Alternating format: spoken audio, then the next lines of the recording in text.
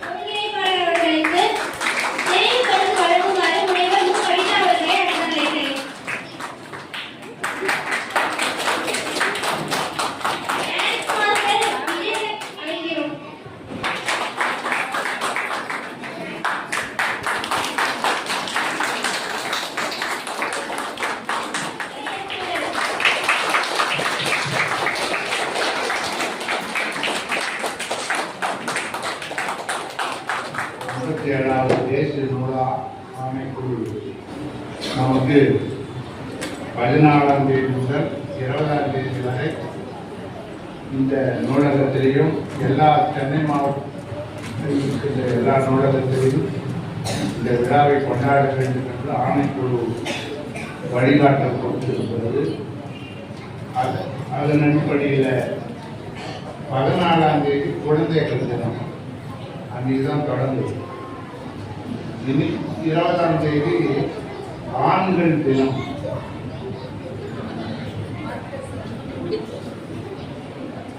அதனால குழந்தைகள் தினம் தொடங்கி இன்னைக்கு ஆண்கள் தினத்தில் நம்ம கொண்டாடி கொண்டிருக்கோம். மோகனரங்கம் அவர்கள் மிக அருமையான நிகழ்ச்சி நிகழ்வு நமக்கு கொடுத்திருக்கிறார்கள். வரவேற்புரை வழங்கி கவிதா மாணவ மாணவர்கள் கலை நிகழ்ச்சி மிக அருமையாக இருந்தது. சிலம்பாட்டம் மார்க் போட்டிகள் மிக அருமையாக இருந்தது. விருந்தினர்கள் எல்லாம் பேச இருந்தனால என்னுடைய தலைமையுடைய இதோடு முடித்துக் கொள்கிறேன். திருக்குறள் பற்றி விளக்கமுரையாற்ற வருகிறார் திரு ஈ. ப. நடராஜன் அவர்கள். அவர்களை கரகோஷங்களோடு வரவேற்கிறேன்.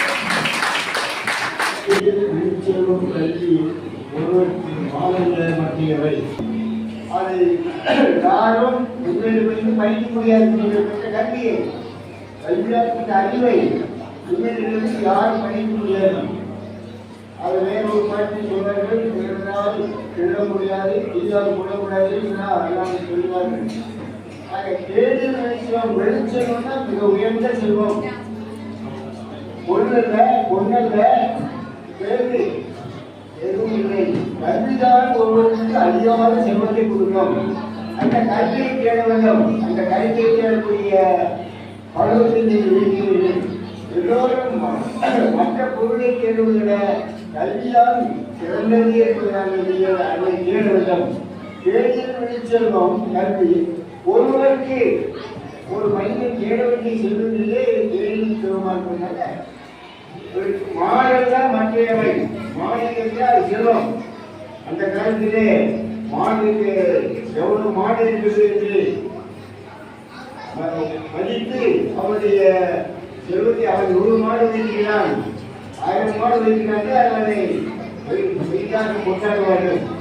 பின்னாலே ₹1 யாருமே நல்ல பண்ணுறது அப்படின்னா ஆக மாடு என்பதற்கு ஒரு பொருள் செல்வம். ஆக வேலையில் செல்வம் கல்வி. ஒருவருக்கு மாடல்ல மற்றவை மற்ற எல்லாம் ஒன்று பொருள் வேறு எதுவும் ஒரு சிறப்பில்லை என்று வள்ளுவர் சொல்கிறார். அந்த வெளியில் விழிச்செல்வத்தை கல்வியை இந்த அனைவரும் நன்றாக அன்புக்கும் வணக்கத்திற்குரிய இந்த விழா தலைவர் டாக்டர் சத்யநாராயணன் அவர்களே, உரையை ஆற்றிய அவர்களே, சிறப்பை வழங்கியிருக்கின்ற முனைவர் கவிதா அவர்களே, திருமதி அமுதா புண்ணியவாள் அவர்களே, child welfare committee chairperson Subba அவர்களே, வரவேற்புரை நல்கிய கவிதா அவர்களே, மாணவர்களின் கலை நிகழ்ச்சி ஆசிரியர் விஜயகாந்த் அவர்களே, வருகை புரிந்திருக்கின்ற பெரியவர்களே, நண்பர்களே, உங்கள் அனைவருக்கும் இனிய மாலை வணக்கத்தை தெரிவித்துக் கொள்கிறேன். குழந்தைகளுக்கு என்னுடைய வாழ்த்துக்களை தெரிவித்துக் கொள்கிறேன். கல்வி கற்றவனுக்கு சென்றவெல்லாம் சிறப்பு. கற்கை நன்றே நிச்சயம் கற்கை நன்றே என்றார் அறிவியல் பாண்டியன். ஒரு கல்வி சிறந்த செல்வம் என்று சொல்லுகிறார் திருவள்ளுவர். இந்த சான்றோர் பெருமக்கள் சொல்கின்ற கல்வி எல்லாம் வெறும் ஏட்டு படிப்பல்ல, பள்ளி படிப்பு, கல்லூரி படிப்பல்ல. அது மட்டுமல்ல, பரந்த ஒரு படிப்பு. அதன் மூலம் அந்த பரந்த அறிவை பெற வேண்டும். பல துறைகளிலே அறிவை பெற வேண்டும். அப்படியானால் நாம் என்ன செய்ய முடியும்? பல துறைகளிலே இருக்கின்ற நூல்களை வாங்க வேண்டும். பல நூல்களை வாங்குவதற்கு பொருளாதாரங்களை கொடுக்காது. அப்படி வாங்கினாலும் வீட்டிலே வைப்பதற்கு இடம் இருக்காது. அவைகளை பராமரிக்க இயலாது. ஆகவேதான் நாம் நூலகத்தை நாட வேண்டும். ஊரின் நடுவே இருக்கின்ற ஒரு மரம் பழங்களை தாங்கி நிற்கிறது. அந்த பழங்களை நோக்கி மக்கள், பறவைகள் எல்லோரும் ஓடுவார்கள். அதே போல நூலகத்தை நோக்கி நாம் ஓட வேண்டும். ஒரு ஊரின் நடுவே மருந்து மரம் இருக்கிறது. அந்த மரத்தின் பட்டை இலை எல்லாம் மருந்துக்கு பயன்படுகிறது என்றால் மக்கள் எல்லோரும் மரத்தை நோக்கி போவார்கள். அதே போல நூலகத்தை நோக்கி நாம் வர வேண்டும். அந்த மாதிரி பின்னால நூலகர் அவர்கள் மோகன் அவர்கள் நூலை நூலகத்தை நல்ல உயர்ந்த இடத்துல எடுத்து செல்கிறார். அவரை இந்த தருணத்தில் நம்ம பார்த்துதான் ஆகணும். முன்பு அவர் என்ன பேசினார்? பேசினா நூலகம் ஒரு மரத்தை போல செய்யணும். இது புரியல. சொன்னாரு ஒரு மரம் தான் வெறும் கிளறி இலை இல்லைங்க. அது வேறு, தண்டு, கிளை, இலை, மலர், காய், கனி எல்லாம் சேர்ந்துதான் மரம். இந்த வேறுன்றவங்க முதியவர்கள், தண்டு கிளைகள் எல்லாம் இளைஞர்கள், இந்த மலர் எல்லாம் இருக்காங்க அவங்க தான் குழந்தைகள். எல்லாம் சேர்ந்துதான் நம்ம அந்த மரத்தை போல இதை உருவாக்கணும் அப்படின்னு அவர் சொல்லியிருந்தாரு. அது நிச்சயமா அவர் நிறைவேற்றிருக்கிறார், இன்னும் நிறைவேற்றுவார். அவருடைய உழைப்புக்கு பக்கபலமாக இந்த மாணவர்கள் தான் இருக்கிறாங்க. அவர்களும் நம்ம நன்றி சொல்லி ஆகணும். அவருடைய உழைப்பு மேலும் வளர்க்க வேண்டும். அவருக்கு அனைவரும் துணை செய்வோம் என்று நாளில் புரிய வைத்தமைக்கு நன்றி ஐயா. உங்களுக்கு ஒரு வேலை கொடுப்போமா? நமது இந்திய நாட்டின் தலைநகரம் எது? Very good. அடுத்ததாக எத்தனை கோள்கள் நம் பேரண்டத்தில் உள்ளன? சொல்ல எத்தனை இருக்கு? 8. 9. 8 என்பது சரியான விடை. 9ஆக இருந்த கோளை அகற்றிவிட்டார்கள். ஓகேவா? நிலத்தில் மிக வேகமாக ஓடும் விலங்கு எது? அனைவரும் மிக சிறப்பாக சொன்னீர்கள். அடுத்ததாக மிகப்பெரிய பாலூட்டி எது?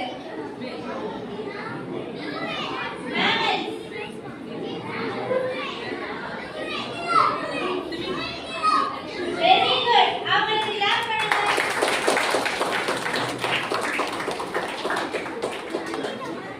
மனிதன் உயிர் வாழ தேவைப்படும் காற்று எது? Very good. நமது பிரபஞ்சத்தின் பெயர் என்ன? பிரபஞ்சம், கேலக்ஸி. Very good. உலகின் மிக உயர்ந்த சிகரம் எது? மிக நன்று. நிலாவில் காலடி எடுத்து வைத்த முதல் மனிதர் யார்? பதில் கூறிய அனைத்து செல்வங்களுக்கும் நன்றி. மேன்மேலும் வளர வாழ்த்துக்கள். உங்களோட கோஆர்டினேஷன், நீங்க ஸ்போர்ட்ஸா இருக்கட்டும், டான்ஸா இருக்கட்டும், as well as GK questions ரொம்ப நல்லா ஆன்சர் பண்ணீங்க. உங்களோட சப்ஜெக்ட்ல ரொம்ப இன்வால்வா இருக்கீங்க. So all the very best. ஃபியூச்சர்ல ஒரு பெட்டர் நல்ல எஜுகேஷனோட இந்த குழந்தைங்க நாளைக்கு நல்ல பிளேஸ்மெண்டோட சூப்பரான பொசிஷன்ஸ்ல உட்கார்ந்துருக்கு. All the very best. உங்களோட ரோல் மாடல் வேற யாருமே கிடையாது, உங்களோட பேரண்ட்ஸ் தான். First respect your parents, follow your parents. அவங்களுக்கான மரியாதை அதை அப்படியே எங்க கண்டினியூ ஆகணும்னா ஸ்கூல், உங்க டீச்சர், உங்களோட ஒர்க், உங்களோட ஹானர் அண்ட் எஜுகேஷன். எஜுகேஷன் மட்டும்தான் உங்களை பெரிய லெவல்ல உட்கார வைக்கும். நாளைக்கு நீங்க இங்க உட்காந்துருக்கீங்க, நாளைக்கு எல்லாருமே பியூட்டிஃபுல் பொசிஷன்ஸ்ல ஃபர்ஸ்ட் பிளேஸ்ல இங்க எல்லாருக்கும் ஒரு ரோல் மாடலா நீங்க உட்காரணும்னா ஒரே ஒரு வாய்ப்பு மட்டும்தான் இருக்கு. Education, education, education with discipline. Discipline with education உங்களை பெரிய லெவல்ல உட்கார வைக்கும். இதுக்கான ஹார்ட் ஒர்க். இதை பண்ணீங்கன்னா பியூட்டிஃபுல்லான society. All the very best for all the students of participated. ரொம்ப நல்லா பண்ணீங்க. ஃபியூச்சர்ல ரொம்ப நல்ல பொசிஷன்ஸ்ல உட்கார்ந்துட்டு என்னோட பெஸ்ட் விஷயம். Thank you.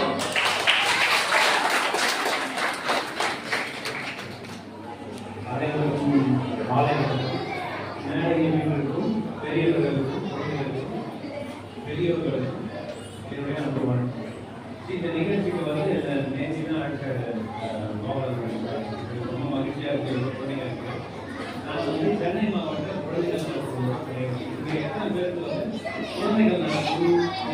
Hey, listen. Child welfare committee சொல்லுவாங்க. Okay, child welfare committee ஒரு quasi judicial body. கோர்ட்னு சொல்லுவாங்க, ஆஃபீஸ்னு சொல்லுவாங்க. இன்னைக்கு இந்தியாவில் பார்த்தீங்கன்னா 140 கோடி பேர் இருக்காங்க பாப்புலேஷன். அந்த குழந்தைங்க பார்த்தீங்கன்னா சரியா 40%, குறிப்பாக சொல்லணும் 39% வந்து சில்ட்ரன். சில்ட்ரன்னா யாரு? Hey, listen. அது டெஃபினிஷன் வந்து anyone below 18 years. அதாவது வயசு முடியறதுக்கு ஒரு நாள் தான் கவர்மெண்டோட ரெக்கார்ட் பண்ணி அவங்க குழந்தைங்க தான் அவங்களுக்காக இயக்கப்பட்டதான் ஜூனியர் ஜஸ்டிஸ் ஆக்ட். எத்தனை பேருக்கு ஐபிசி எல்லாம் தெரியும் உங்களுக்கு? எந்த தப்பு பண்ணாலும் எல்லாத்துக்குமே ஒரு செக்ஷன் போட்டிருப்பாங்க. ஜேஜே ஆக்ட் ஒரு குழந்தைகளுக்காக குறிப்பாக வந்து ஜேஜே ஆக்ட் ஒரு சட்டம் இயற்றப்பட்டது. அந்த ஜேஜே ஆக்ட்ல சைல்ட் வெல்ஃபேர் கமிட்டினா என்ன, அதோட செயல்பாடு என்ன, அதோட பவர்ஸ் என்ன, இது எதுக்காக என்னெல்லாம் செய்யலாம் குழந்தைகளுக்கு கொடுத்துருக்காங்க. அதாவது பாதுகாப்பு பராமரிப்பு தேவைப்பட்ட குழந்தைங்க எல்லாருமே சைல்ட் வெல்ஃபேர் கமிட்டி தான் வருவாங்க. யாருக்கு என்னெல்லாம் பாதுகாப்பு பராமரிப்புன்னு சொல்லும்போது ஒரு குழந்தை, அதாவது நீங்கள் வந்து ஒரு குழந்தைக்கு வந்து ஒரு அபியூஸ் நடக்குது, அது வீட்லேயும் இருக்கலாம், வீட்டுக்கு வெளியே இருக்கலாம், ஸ்கூலில் இருக்கலாம், இல்லை ஒரு டியூஷன் சென்டரோ இல்லைன்னா ஒரு கோச்சிங் கிளாஸோ. அபியூஸ்ன்னு சொல்லும்போது உங்களுக்கு குட் டச் பேட் டச் சொல்லி கொடுத்துருப்பாங்க. அது மாதிரி நடக்கும். யார்கிட்ட கம்ப்ளைண்ட் பண்ணுறது, எல்லாருக்குமே வந்து போலீஸ் ஸ்டேஷன் தான் போகிறதுக்கு விருப்பம் இருக்காது, பயமாகவும் இருக்கும். ஸோ அந்த மாதிரி ஏதோ அபியூஸு உங்களுக்கு பிடிக்காத விஷயத்தை செய்ய சொல்கிறாங்கன்னு சொல்லும்போது நீங்கள் எல்லாருமே கமிட்டி அப்ரோச் பண்ணலாம். நீங்கள் கமிட்டி அப்ரோச் ஸோ கமிட்டிக்கும் டைரெக்டாக பண்ணணும் அவசியம் இல்லை. சைடில் என்ன சொல்லலாம், உங்களோட எக்ஸப்டன் சைடில் நம்பர் தெரியும். என்ன சொல்லுங்க சைடில் number? Yes, very good, very good.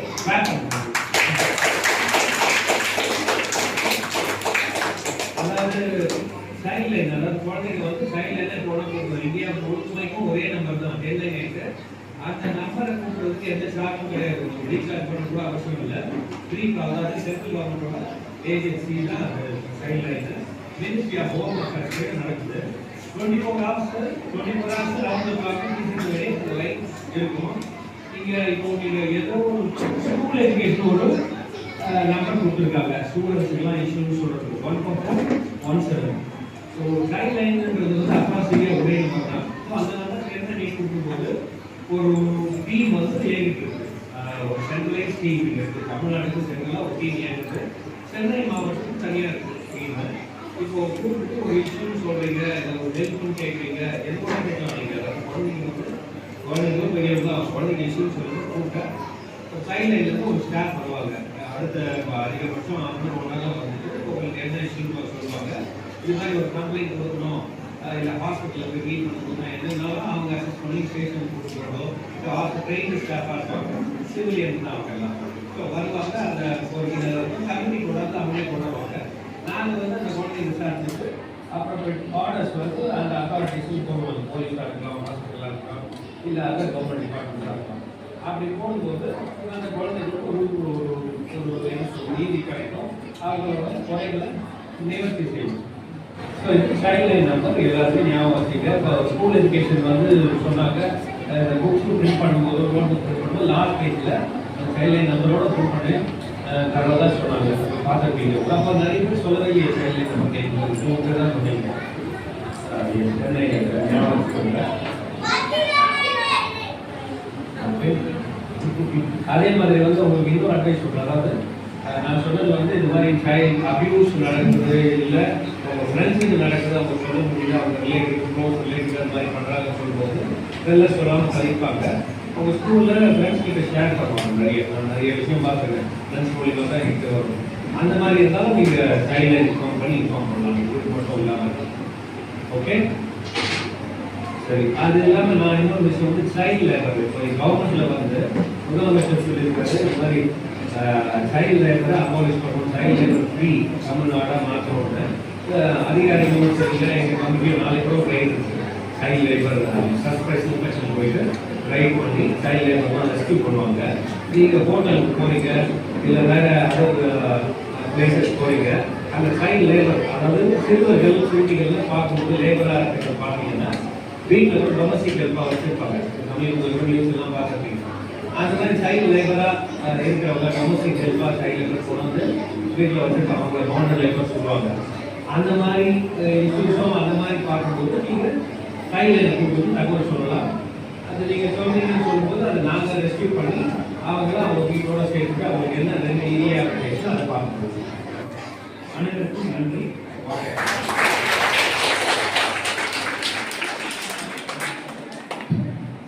குழந்தைகள் நலம் பற்றிய விழிப்புணர்வையும் அவர்களின் சிந்தனை திறனை பற்றிய ஊக்குவிப்பிற்கும் நன்றி. ஒரு 2 மணி நேரம் 3 மணி நேரம் இருப்பீங்கன்னு நினைக்கிறேன். ரொம்ப நேரம் நான் பேசல. நான் உண்மையே நானே ரொம்ப டயர்டாகி தான் உள்ள நுழைஞ்சேன். ஏன் கேட்டீங்கன்னா நான் காலையில 9 o'clock ஒரு ஃபங்க்ஷனு, அதுக்கப்புறம் ஒரு மீட்டிங்கு, அப்படியே இங்கே வர்றேன். வந்தோடனே இங்கே இருக்கிறவங்க சொன்னேன், தயவுசெய்து வந்துட்டு ரொம்ப சிம்பிளாக சீக்கிரமா எவ்வளோ சீக்கிரம் முடியுங்க நான் கிளம்பணும் அப்படின்னு சொல்லிட்டு வந்தேன். ஆனால் இங்கே உட்காந்தோடனே ஃபர்ஸ்ட் 2 குட்டீஸ் கரகட்டால வந்தாங்கன்னா அதோட கொஞ்சம் ஒரு உற்சாகம் வந்தது. அதுக்கப்புறம் பார்த்தா 2 பாப்பா வந்து நல்லா அபிநயம் பிடிச்சி டான்ஸ் ஆனாங்களா, இன்னும் கொஞ்சம் ஆக்டிவா இருந்தது. அப்புறம் சிலம்பரத்து சுத்தனா வர்றத உண்மையிலே அரண்டுட்டேன். எங்க வருது நமக்கு, ஏன்னா அவ்வளோ ஃபாஸ்டா ரொம்ப ஆர்வமா அவங்களோட சின்ன ஒரு இது தடுமாற்றமா பண்ணாங்க. அதோட அதெல்லாம் என்னோட டைலர் பழகிச்சு. அவ்வளோ ஆர்வம் இருந்தது. நான் தொடர்ந்து ஒரு 4-5 நாளா கண்டிப்பா அந்த லைப்ரரிக்கு போய் ஒவ்வொரு லைப்ரரியா போறேன். எல்லா லைப்ரரியிலுமே எல்லா குட்டீஸ்களும் பயங்கர ஆர்வம். அவங்களோட பேரண்ட்ஸ் ரொம்ப ஆர்வமா கலந்துக்கிறாங்க. ஃபர்ஸ்ட் அவங்களுக்கு ஒரு வாழ்த்துக்கள் சொல்லிடுறாங்க. இப்போ வந்து பாத்தீங்கன்னா நிறைய நீங்க எல்லாரும் பண்ணுங்க. எனக்கு உண்மையிலே ரொம்ப ஆச்சரியம். அப்போ மைக்கெல்லாம் கூட இல்லை. ஒரு குட்டி வந்துட்டு பேர் பண்ணி கட்டுப்பட பத்தியும் வேண்டாட்சியரை பத்தி பேசுறப்ப நான் உண்மையிலே இவங்க என்ன மைக்கெல்லாம் கூட இல்லையே இப்போ பேசுவாங்க நான் நினைச்சுட்டே இருந்தேன். பார்த்தா அப்படியே பட்டாசு மாதிரி தெரிக்கிறாங்க.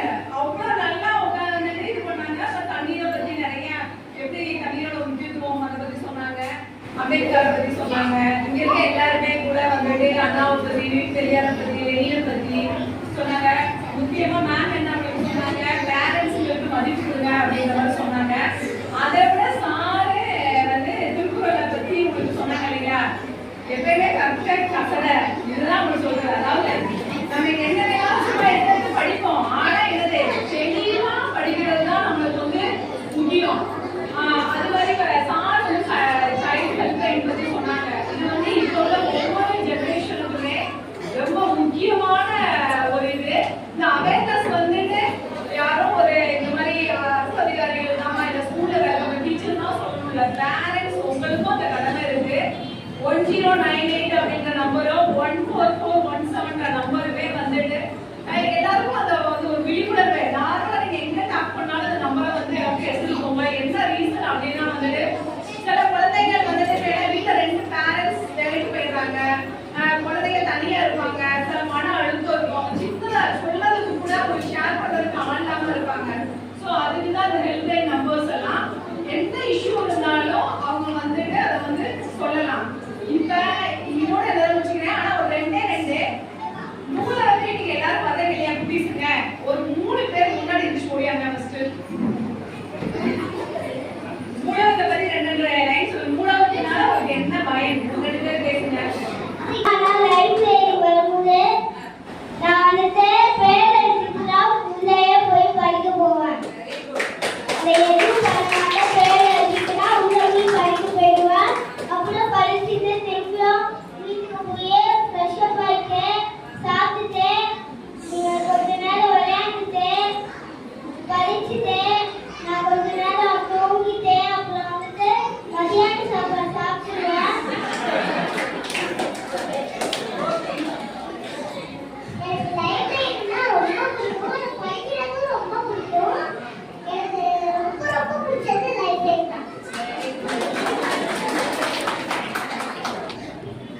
எனக்கு லைப்ரரியில இருக்கிற அமைதி ரொம்ப பிடிக்கும். அவெல்லாம்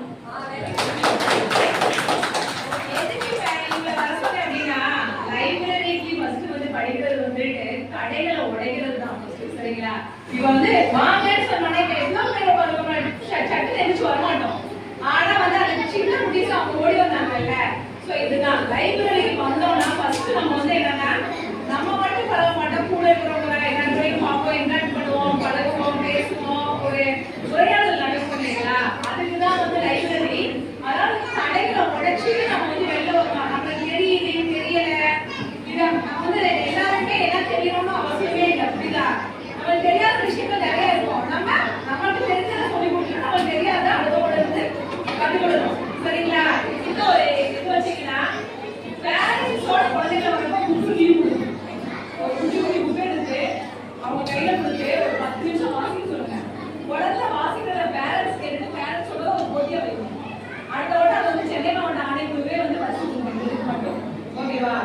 ஏன்னா நீங்க வந்து குழந்தைங்க வந்து படிக்கணும்னு சொல்றீங்க. எத்தனை பேரண்ட்ஸ் அவங்க சொல்றத ஃபர்ஸ்ட் கேக்குறீங்க. அவங்க படிச்சு சொல்றத ஒரு 10 நிமிஷம் கேட்டுட்டு அந்த 2 பேர் பேரண்ட்ஸ் அண்ட் சில்ட்ரன்ஸ்க்கு ஒரு போட்டி வைங்க. அதுல வரவங்களுக்கு கண்டிப்பா சென்னை மாவட்ட ஆணைக்குள்ள ஒரு 5 பேருக்கு பிரைஸ் கொடுங்க.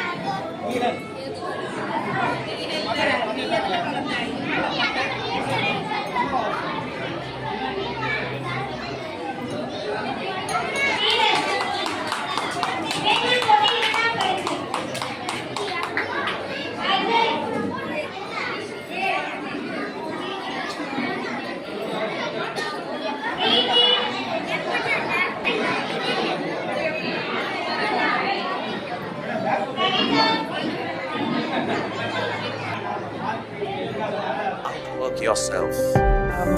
Be the best version of yourself. Your determination when you have nothing. Your attitude when you have everything. It's the idea that matters.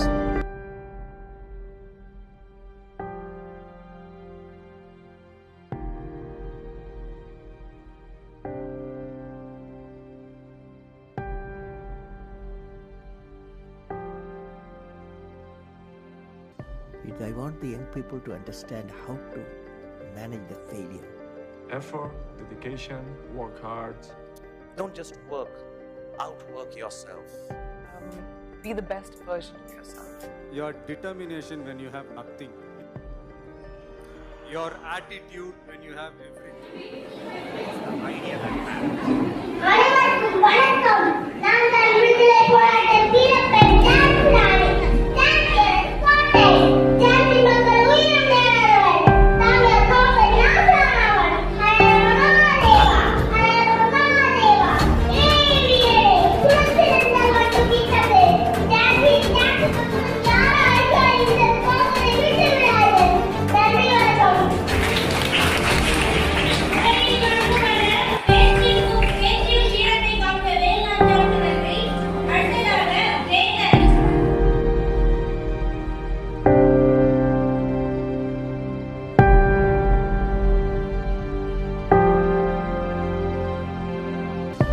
I want the young people to understand how to manage the failure. Effort, dedication, work hard. படிப்பு மட்டும் carrier இல்ல, ஒவ்வொருத்தங்கிட்டையும் கண்டிப்பா ஏதாவது ஒரு திறமை ஒளிஞ்சுகிட்டு இருக்கும்டா. அதை கண்டுபிடிச்சு கடினமா உழைச்சா உலகமே திரும்பி பார்க்குற அளவுக்கு நம்ம பெரிய ஆளாகலாம்டா.